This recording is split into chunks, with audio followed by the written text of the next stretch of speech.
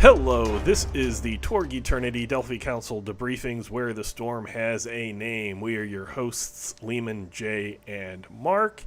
And today we have a couple of emails that we want to read and answer some questions, as well as possibly talking about just Torg in general.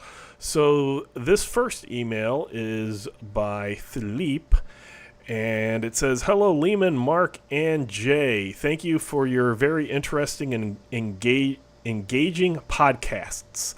I listened to them with great pleasure and benefit. The series on the Cosm cards was truly extraordinary and full of new ideas, and the recent expeditions into the Cosms were filled with useful insights to improve all our adventures and campaigns. First of all, I was wondering how JM is doing and if he has recovered from his health issues. I'm very happy to have Jay, but I regret that JM had to leave us without really wanting to. I would like to address two separate questions, the first concerning the publication model and the second regarding the follow-ups to the debriefings.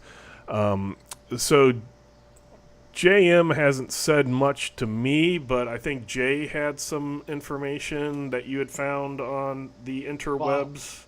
Well, I just saw it on stream. Yeah, so it was on a stream that you saw. Yeah. So JM is, I don't know how much he's recovered. I assume enough, but he's like a community manager now, I believe, with Pinnacle Entertainment Group. He's been running their Twitch channel and doing spotlight videos and things over there. So I haven't talked to him, but I just happened to see that. I was like, oh, there's JM. So as I was telling Jay and Mark, there's a lot of fluid movement around the tabletop RPG community with authors and such like that. So I do wish JM the best in his new endeavor. So I'll break these two up so I don't have to repeat them. So the first question, or first point, was yesterday I read Lehman's clear but seemingly cautious response to the question about the upcoming Kickstarter. Crowdfunding is undoubtedly a well-known means of production, but it comes with certain demands, particularly in terms of quantity. It is essential to offer something substantial to justify it, much like the tradition of the game has ingrained in the minds of the fans. Perhaps this introduces a lot of pressure on a changing team, especially at such a critical juncture. Year one was successful, and all the books were well received, but now it's necessary to move into something new and challenging, both narratively and commercially. At least that's my perception. Has there been any discussion about publishing only the revised rulebook and a major campaign to bridge the gap before returning to the previously announced plans, such as the book for Core Earth and or Year 2 campaign sessions? The fans would certainly be delighted, and I'm convinced that this would at least achieve the minimum targets required, which would be reassuring for the team. So this one's more of my answer. Since while Jay and Mark are authors and have contributed and continue to contribute, I'm more of behind the scenes, knowing what things are. So for the next Kickstarter, our plan is to have all the core rule books, and that is plural. So there will be a Storm Knight's guide to the Possibility Wars, a High Lord's guide for game masters. There will be a threat book as well as a reality book that gets really in detail, kind of like what we had been doing with our cultures, but getting really deep into the different realities. So those will be the four main core rule books for Year 2 and moving forward. And then there will be a big adventure book to go through, as well as some things that I'm not going to talk about, because if I say something and then it turns out we can't do that, then I become a dirty liar, which is what my post was. I didn't want it to be, well, I guess I just don't want to I want to be clear, and I don't want to give a hope and have a hope of mine or a wish of mine be interpreted as the definitive answer to a question of when and what will be released. Even a few years ago, before we got into the idea of having four rule books, I had talked about the different war fronts, and that is still a thing going on, but it's been kind of pushed forward because we didn't want to release or start releasing something and have some rule clarifications and changes in a new rule set, etc., affect things. So we want to get the rules hammered down, those out to everybody before we continue with the adventures. But we do have at least one really nice adventure to release along with that in the next Kickstarter. So for the next question comment, it says now about the DCD podcasts. I have really enjoyed the cultural approaches you offered us recently. They serve both as a source of ideas and a lesson on how to make good use of the abundant material available. Thank you. What I love in my game is always mixing action scenes with information about the world. For example, I'm currently introducing, after 14 months of the campaign, the Gospogs, their fields, and their connections with O'Rourke. In September, we will play the day one of the horror reality, the sixth cosm we are opening for exploration, and this gradually contributes to unlocking the enormous narrative potential of the game. The dispersion of our adventures and the creation of the distinct group in each cosm has so far prevented any race for power. I would be very interested to hear your thoughts on this manner. How do you handle advanced beta or even gamma groups? How do you give players the sense of their Storm Knight's powers without changing the atmosphere of the game? And how do you contain them without frustrating them? Once more, thank you. Can't wait to listen to your next installments, Philippe. So thank you, Philippe, for writing in. And now let's answer this one about how do we handle advanced beta or even gamma groups, and how do we give our players a sense of power without changing the atmosphere, and how do we contain them without frustrating them. So I have some thoughts, but Jay, do you have any thoughts on these? I feel there's like a couple of ways you can go about this. The first and the easiest, and probably not the right way, but the easiest and quickest way, is just to up everything's stats by like 1 or 2, and then all their skills by 2, and makes things harder, but you don't actually really change much. But it's kind of like a false progression. It's like in many video games, like if you ever played like an Elder Scroll game where no matter where you go, all the enemies just happen to be the exact right levels. So, but that is a method you could do to use like Delphi missions and other content that you want to use, but that's now like way too easy for your group. You could just buff them. There's information on that in the Pan Pacifica book. There's a whole bunch of sort of like templates you can add on to existing threats to make them more dangerous. Personally, I feel that you kind of do want to change the atmosphere a bit when they hit different clearance levels. Like beta groups don't necessarily operate in the same way as alpha groups.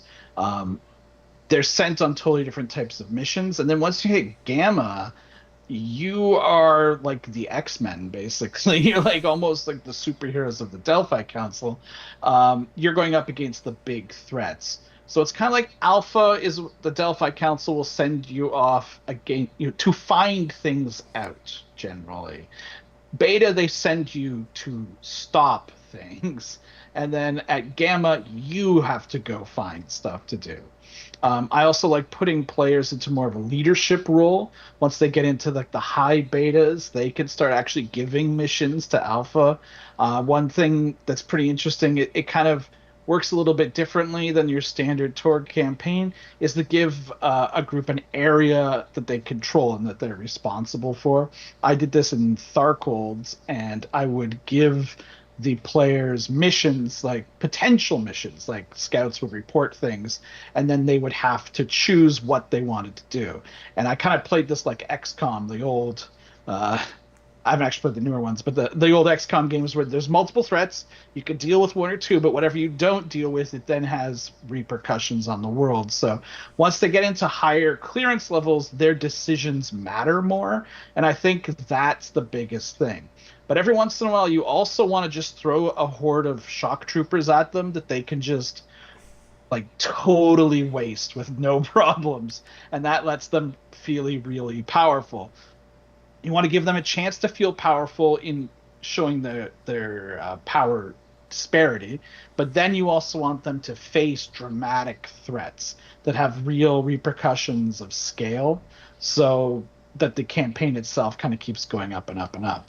I guess for starters, that's pretty much what I would say. Like, just don't be afraid to change it. The atmosphere should change, but you could still keep it Orosh, even though they're beta characters. They just have to really start looking. Instead of worrying about getting caught in the spider web, they have to start looking at where the spider web is connecting all throughout the realm, and they start hearing the whispers of the Hellion court and dealing with these big movers and shakers. So that's kind of where it goes to me, dealing with more named NPCs. Mark, what are your thoughts?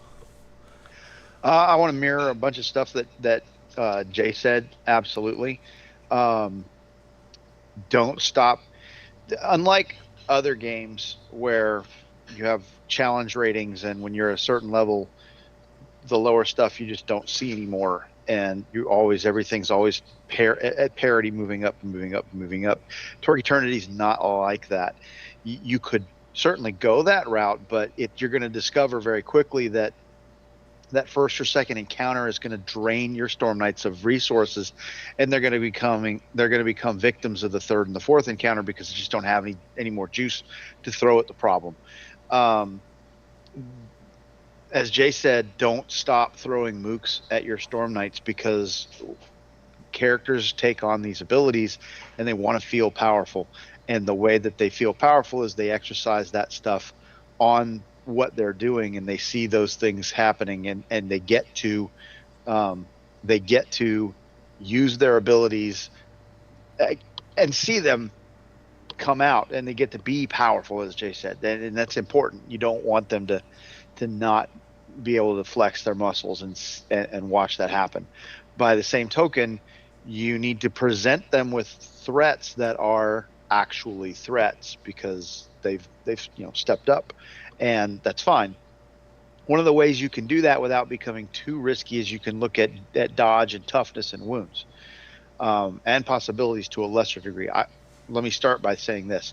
I would not give possibilities to just anybody, because possibilities are for significant threats, and they're for the villains, the major characters in the campaign. You don't want to just, so all of a sudden they're attacked by a squad of shock troopers that have possibilities, every one of them, because shock troopers don't have possibilities, every one of them. Unless you're building this like super secret whatever shock trooper team that does something different, that's fine. But your average shock trooper squad, those guys don't have possibilities. So, but you still throw them at them because you want them to mow them down and then feel, look at that, we just kicked the crap out of them. Dodge is a great one to bump a point or two. You have to look at your Storm Knights team and see what their averages are, what their skills are, and kind of play with the numbers, look at the bonus chart, and start looking at, well, where are they going to average come out, and figure out where your dodge numbers need to be to actually push them. You can do the same thing with the damage that's being dealt by your threats, and the toughness that your Storm Knights have, because every time, how often are you going to get 5 over their toughness to cause a wound? How hard is it? Do you have to get 1 bonus die? You have to get 2 bonus die? Do you have to have 2 bonus die and they have to explode? How hard is that? Because the harder it gets, you've got to hit good successes and outstanding successes. And if you don't give them the skill set to do that, or the numbers, then you haven't set your threats at appropriate levels to be able to challenge your Storm Knights. You do that with toughness too. Start putting more armor on them or take armor off, depending on how easily or hard you want them to be defeated. But that's, again, we're looking at numbers again. That's based on the damage that your heavy hitters and your Storm Knights do. But don't just look at the big guns, because sometimes those guys go down. You got to look at, all right, well, what is my face character carrying? Okay, well, if he's carrying a Glock, he's doing 14 or 15 points of damage. If I've built the toughness on my guys to be 16, 17, 18, that guy's never going to cause a wound. So he's not a threat to them. So you have to it's a balancing act. I would absolutely not play around with wounds unless you really want to make things dangerous and deadly. The moment you start upping wounds on lower tier threats, they become significantly more dangerous.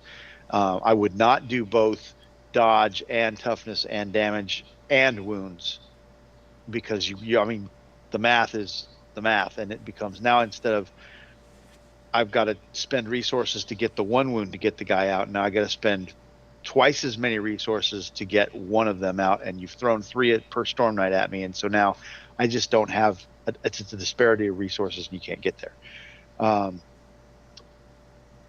I think that at higher tiers, directing lower tier Storm Knights or teams of Storm Knights, because that's their traditional military progression, as you go from being a foot soldier to being in charge of foot soldiers to being in charge of a company of foot soldiers. And in Torg Eternity, there's a really, really good example of that, in my opinion, in the back end of towards the end of the Blood of the Blasted Lands. There's a portion of that book where, if I remember correctly, you take charge of some things and you begin to direct people, and you have some choices. You can go affect this one, or you can go affect this one. You have a limited number of assets you can direct at problems, but you have more problems than you have assets. So the things you choose not to deal with have consequences on the next thing you do, which is one of the things you got to try and figure out how to make possible, which that makes possible, is agency for your Storm Knights. Make their choices matter. So give them 2 choices, and if they deal with this one has tangible effects on the game that they see. Either I didn't deal with it, or I failed to deal with it, and now this thing is happening that way because of what I chose to do. And I think that even when it's as Rod would like to say, a horrible, horrible moral choice, you can either do this bad thing or you can do that bad thing. But really bad things happen if you don't do this. Well, really bad things happen if you don't do that. Players really like it when they see that their choices matter. And the only way they see that is when they see it. Yogi Berraism. Okay, so I will just give a thumbs up for Jay and Mark's answers, and then I'll get into actually maybe 4 things There's things one that I forgot directly. Then we'll come back to Jay. Then, if it I was me, I would be. So there's a few things that I wanted to say. 3 in games that personally happened with me, and 1 that I noticed in a game that I wasn't expecting. So when I started game mastering Torg Eternity, we had been playing. Well, I have my own Cosmverse has been going on since about 1995, and around maybe just a half a year before the Torg Eternity Kickstarter occurred, I had just started a new part of that campaign. Every so often we would retcon things to make the near now closer to now than 1990. And they had been playing characters for maybe 2 or 3 months, so they weren't very, very advanced, because we were playing once a week on Sundays for about 3 hours. So it wasn't like a lot had passed. And they were probably around 15 to 20 XP, so firmly in the alpha. And as Jay and Mark know, I like large groups, so we had a 7-player group, I believe, at the time, which is actually kind of low for me. And they were tearing through everything like it was nothing. And I even asked it's like, these adventures, my Storm Knights at 20 XP are, driving full speed down a hill, and there's no, I cannot break them. Meaning break is in put on the brakes, not like break them as your character. No, like there's no brakes on this car going downhill. And I was told throw some Ravagons at them, or throw a Ravagon at them. And I'm like, I've thrown multiple Ravagons at them, and at the time, in the core rules at that point, they didn't have some of the named Ravagons that are a higher power, and just nothing I did. And I got into, okay, they're heroes, they're alpha, let them have fun. And we went through a beta mission, and they went through that fine, and then they went through an alpha mission, and they started dying. And I was like, what happened? And that's when the rule for the Game Master possibilities happened. And that is a huge game changer, in my opinion, from the alpha to beta. Not necessarily the numbers or anything like that, but when you have when the Game Master gets 2 possibilities per character that's in beta, and you have 7 people, you get a ton of possibilities to spend during an act. And I wasn't even spending acts, but it would be here's some minion. It'll be fun to throw a possibility on his attack, and then it explodes, and a character dies because he rolled a 1 and didn't have a second chance, and things like that. So that would be the first thing. I don't necessarily think that the alpha and beta necessarily are that big of a difference, depending on how many players you have. I've found that 2 alpha characters completely make up for 1 beta character. I had a group of 8 go through Unhallowed Data, which is a beta tier, starting off brand new characters, and they went through it. They had some harrowing moments, some tough moments. I think there was one player might have martyred themselves or died, but it was close. It was a really good game. It wasn't like they stomped through it without problems, but it gave them problems. And again, I have had beta characters go through alpha missions and have problems because there were Game Master possibilities involved. So I would also kind of look at that.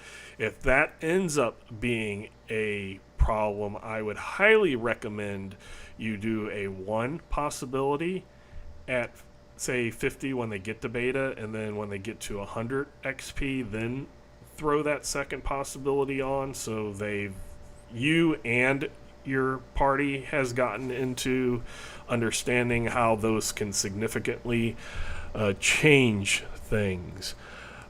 For the how do you give your players a sense of their Storm Knight's power without changing atmosphere, I completely agree with Jay and Mark. Change it.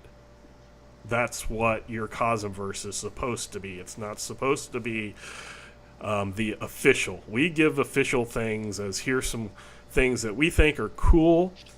If you use them, wonderful. If we excite you and get you pumped for playing Torg, awesome, we've achieved our goals. If you change them or your campaign goes in a different direction, if you have a great time with it, I'm much happier with that rather than you sticking to what the official is. And like I said, my own Cosmverse is very different. And these were other things I'm going to say on how my Storm Knight's powers or lack thereof changed the atmosphere of the game. My Cosmverse has the Azteca Empire, because in classic Torg there was a adventure, High Lord of Earth, where an Aztec-like empire comes, and the whole, the end of the adventure is supposed to be the Storm Knights win, kick out this darkness device, and stop this new reality from taking a foothold on Earth. And my Storm Knights forgot the very important factor of, after we kick the darkness device out, not uprooting Stele. And so then when the time passed where it could come back, it just walked back and set it up, and there was no opposition. There was another time where the eastern and western living land were going to combine, and there was a stele, and there was a big fight that the Storm Knights were trying to prevent this stele from uniting, and officially it was prevented. In my group, one of my players played the card that in classic Torg was Heroes Fails, which they failed and got possibilities, and I, as the game master, caused that action to fail, so the western and eastern living land united and became a huge living land. Later in the Torg Eternity, when we switched over, we took those old characters, we made them higher level, and I don't have a Delphi Council, but I have the Circle of Knights. Their previous characters became high ranking in the Circle of Knights, which kind of takes the place of the Delphi Council, and then started giving the new groups that I had. And one of the groups did find a stele, and an adventure was to uproot a stele. And that, to me, changed how depending on what happened. And I made that a very important fight. I had all the previous groups. They were in communication with each other, trying to find the stele. The players group found the stele, and they had a thing which, when the stele activates and starts bringing defenses in, they had they had an item that would divert where the dim threads would bring the people in. So it was a random chance, and Barak Ka landed on the old group of the advanced Storm Knights that the players had played, and then proceeded to kill one player, or one old previous character, sorry, not player, previous character each round until they uprooted the stele. And those were their characters, and they also understood how powerful those characters were, so it kind of really, got them. And they ended up on round 2 after one character died. On round 2, they did the play for the critical moment and try to do all the steps for the DSR to uproot the stele to prevent it, because they're hearing their previous characters yelling in the comms, he's tearing us apart, you gotta rip up the stele. And so things changed, and that's something that I will always try to encourage, is do change the atmosphere of the game. That's what the realities coming down on Core Earth do, and going from reality is to change the atmosphere. And how do you contain them? I would say don't contain them. Let them go. If they want to rip up some stele, let them rip up some stele. If they accidentally aren't paying attention to lore, and they do it Stormbreak style, then they do it Stormbreak style. And oops, like I said, I had the western and eastern half of the living lands unite because one player loved those hero fails cards, because I get to fail, and then I get 3 possibilities, which at the time were experience, and he was his thing was that, which was fine. If that's how a player is going to play, that's how a player is going to play. And then I came back because the game master got to choose when that happened. So I just kept the card, and when he went to make that final DSR step D happen, then he failed, and they lost. So those are things that I've done, but I wouldn't. I would definitely change the atmosphere. Let him change the atmosphere. Whether, as Mark says, actions have consequences. Those could be good actions with bad consequences, bad actions with good consequences, good with good, bad with bad. But things that you do or don't do can and should affect the world, and then let them go. And especially in the beta and higher in gamma, as Jay said, and Mark, that's when you stop just being here's your mission, go do it, and don't deviate from it. This is when missions start needing people to think how to do them, or you choose your own mission because there's so much things going on and you have to put an importance on them. So, Jay, did you have an extra thing? The extra thing was about GM possibilities. But I would say that it is very dependent on how many players you have. So I ran with 4. It was never that big of an issue. In fact, sometimes like I would just not use them, and I think that's actually probably one of the big things in beta is you do end up facing a lot more enemies with possibilities. Like Mark said, you shouldn't give every stormtrooper or shock trooper possibilities, but they often will have a leader that's got some or something like that. Even in published adventures, there's a lot of them. And possibilities will often just make things take longer. So I found one of the keys for GMing for beta is knowing when to just let it go and not soak anymore. Right. So even though you gain like 14 GM possibilities, you don't have to use them all. Know when to keep the pace up, and sometimes, because the encounters in beta can sometimes get like out of control, there can be crazy things going on. There are points where it can sometimes be good just to be like, you know what, I think at this point we could just narrate what happens. Instead of sitting here for another 45 minutes to figure it out. To finally hit that last guy because everybody's rolling bad. And everyone's out of possibilities and everything. And the one last thing I just thought of when Lehman was talking at the end there is another slept on thing. Make sure if there was the beta primers that came out previously, they're still around. I think they're on DriveThruRPG now, but I believe they're still free, or pay what you want. I'm not 100% on that, but they definitely give you a lot of information on like what skill levels should be for enemies in beta and gamma and stuff like that, as well as the often forgotten bonuses for being beta for requisitions. The fact that you can requisition more stuff, and one person gets a +5 on it, so that can also drastically alter it, especially in Isle or even Orosh places where you can get, mystical goodies. So that's something to keep your eye on as well. Mark, did you have any final thoughts? Yeah, we haven't mentioned Eternity Shards at all. True. And Alpha, what you can do with Eternity Shards is the Alpha guys can go out there and acquire some or run those missions to retrieve or locate them. The betas can go pull them back in. But if you do the retrievals on the Alpha mission, they just lose the Delphi Council or the Circle of Knights or whoever you have as your top tier group takes those for research and reasons because they're powerful. The Alphas don't get to run around with them. Just don't even, don't let them requisition them. We do in Torganized play because that's kind of the only loot that you get in a Torg Eternity game but we do it with access to an Eternity Shard. Well, once you hit beta tier, now you can requisition the Eternity Shard, but only requisition the Eternity Shards that you found. So if they are successful at pulling these Eternity Shards in, now they can requisition them for a mission, maybe, or they have that opportunity. So the Eternity Shards are top tier power in the game. They should be top tier power in the game.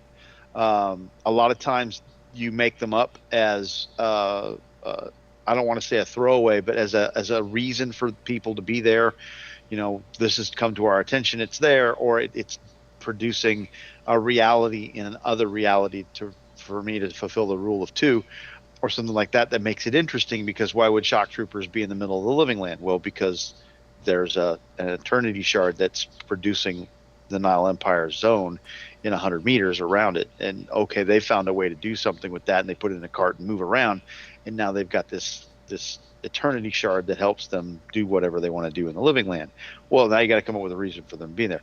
But the Eternity Shard's fun because it becomes a thing that they went and got a bunch of them, and now they can go get them and use them for something, and then you come up with nefarious things for that to happen at Gamma tier. Just we hadn't mentioned those at all. Yeah.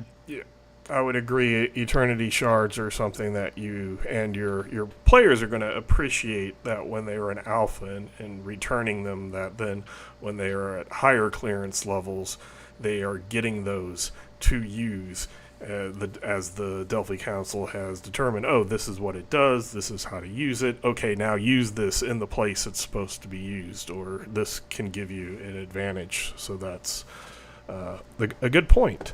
So thank you again, Philippe, for the email. And now we will move to the next email from Dave. So it says, "Hello, Torg Gurus. I was looking at the Wastelander's Guide where it goes over the rules for Core Earth Psychics. Looking at the rules for telepathic anomaly, it says Core Earth telepaths are skilled at reading and manipulating the minds of sentient creatures. But then under the list of available powers, it doesn't have telepathy or read minds listed. This seems odd to the members of my group. The Firestarter anomaly has access to pyrokinesis. The precog has access to foreshadow. The telekinetic anomaly has access to telekinesis. But the telepathic anomaly does not have access to telepathy, the thing it says telepathic anomalies are known for. We are guessing this is a typo, but maybe the powers that be knew something that we aren't seeing here. What are the thoughts of the Torg Gurus?"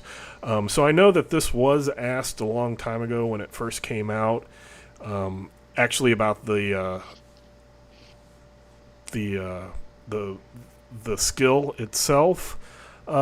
Was Jay said kinesis, I think, is what you read? Yeah, there was some typo. There was an actual typo, and it was pointed out that was a typo, and it should have been telepathy. But then for the actual telepathy or read minds as powers, or the read minds listed, that is in the basic psionics power. And I think Jay had actually done some research and looked at that earlier. I don't know if research is the word, but you looked in a place. So, since those are available in Psychic Anomaly, you can take Psychic Anomaly, or rather, you could take Psionic, which gives you access to the Psychic Anomaly tree or skill list or power list, I guess technically, and you could take it then. Then, if you take Telepathic Anomaly after that, that gives you access to the more powerful axiom or skill, like the wild surgible other powers, but you would still have access to the Psychic Anomaly list. Whereas if you did it the other way around, and if you took Telepathic Anomaly first, then you can't get access to the Psychic Anomaly list if you take Psionic because of the little blurb they have at the end. So in my opinion, it probably was just overlooked. It probably should be on there because, as you mentioned, things like Foreshadow and Pyrokinesis are on their appropriate lists as well.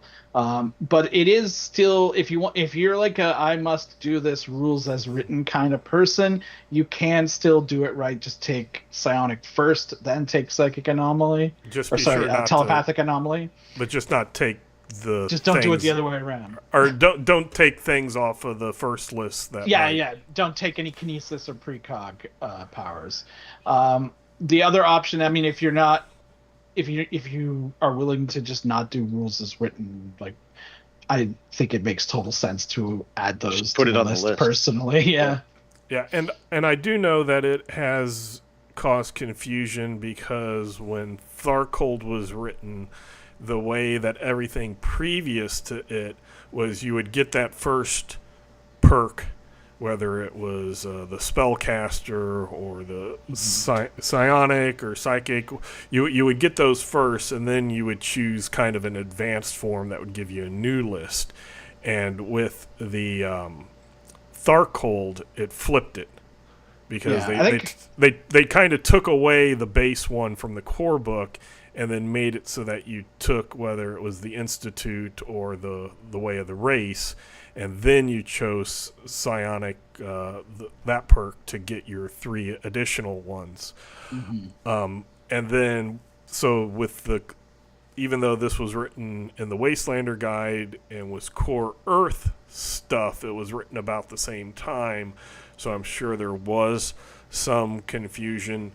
Which way are we doing it for the Core Earth? I will say that is known.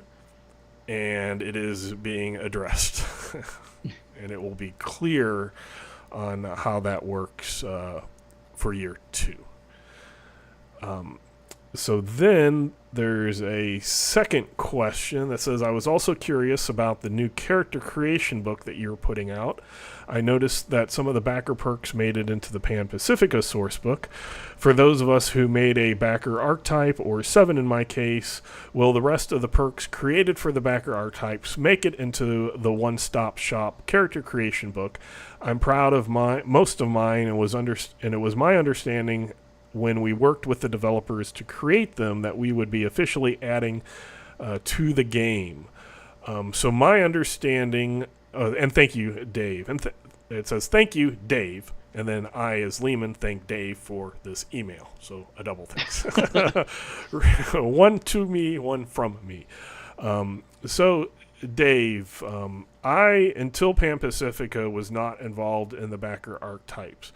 My understanding was the backer archetypes, those special perks were for, and officially for those archetypes. So if your archetype that you made had a perk, that perk would be tied with that archetype. If other game masters wanted that to be with any archetype, then that's fine. If they wanted, if they're in their personal Cosmoverse, wanted to outlaw it, that would be fine. But it was mainly made as here's something a little bit different that fits this specific archetype. If they were later published in a source book, then they kind of opened up and were officially readily available to anybody that had the prerequisites. Personally, when I did the archetypes or when I helped and worked with the backers for their archetypes, I really tried to get the results to be something that would easily fit a future product without having to do too much tweaking or adjustment. Some of them were adjusted when they became kind of official. Others kind of were just the same. I didn't want to have to do a lot of flipping and figuring out stuff to get something to fit everything. So I think for the most part the Pan Pacifico ones were created in a way that they could just be available, but that is my personal take on it. I'm wondering if you, with this new character creation book, maybe you think that the Storm Knight guide is going to be kind of like a player's handbook, so it's not just going to be creation. It's going to be character creation as well as perks, all the year 2 rules. It's basically a replacement of the core rule books for players. Because there are 8 waves, 7 invading realities plus the original Kickstarter and core rules, there's a lot of rules out there. A lot of spells, a lot of perks. They can't all fit in that book no matter how much I would like them to be able to fit in that book. But I will say I am going to try extremely hard to get all of those created things from the backer archetypes to fit year 2 and be in actual published materials.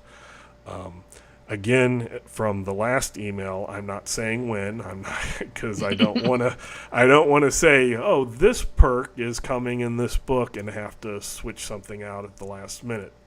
But I do understand the backers. You did really good jobs making those perks, making those archetypes, and we want to continue that. We don't want to just toss everything away, but we do need to make sure that they fit the year 2 rule set and all of that. But we'll get them in there in some form or another.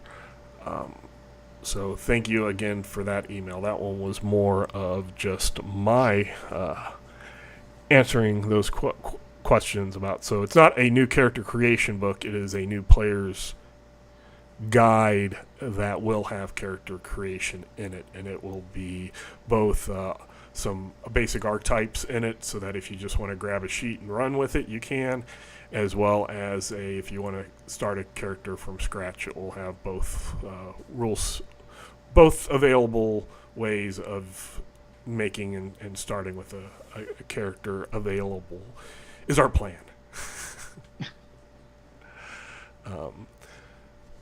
So that probably will end this episode. So thank you both, Philippe and Dave. I will say next week we are going to start to go over some of the mega adventures every once in a while, or maybe like on and then off, so that it's not just all mega adventures one after each other. But we would like to do some deep dive and help game masters bring out those adventures. So on those weeks, if you're a player and haven't played, you might want to skip those episodes, or at least not tell your game master. Because that's what always happens. As soon as there's a book that comes out and it says GM section, do not read if you're a player, every player goes to that section immediately. It's like, catnip or not every moth to player. a flame. A majority of players. No, I will say in other games I've played, I have specifically not looked at anything that wasn't related to my character, especially in when I did Classic Torg. My first character was a priest of Dunad, and that character, I did not look at any book or even look how spells worked. I only figured out how miracles worked and how my character worked, so that when everybody was doing their own cool thing, I could go, oh, wow, that was like cool magic thing that you did. Oh, wow, that was a really cool martial art thing that you did. Oh, cool, So there are games that I do with that. I just was making a joke. So, having said that, thank you very much for listening, and we will get back to you next time with getting into a deep dive with one of the mega adventures. Down in the comment section, if you are viewing this in YouTube, or if you want to come over to YouTube just to put into the comments, we know the one that we want to do for next time, but if you want to write in the comment which of the mega adventures would you like us to discuss afterwards, please do so, or give us a ranking 1 through let's say not, 1 through maybe not 9 if you count when give us Or your just your top top three. or your Yeah. top 3 or give us something your like top that. 3. And then we'll look at that and get some plans. So having said that, thank you again. You can email us at torgdcd@gmail.com, and until next time, we hope you have fun in your own Cosmverse. Bye.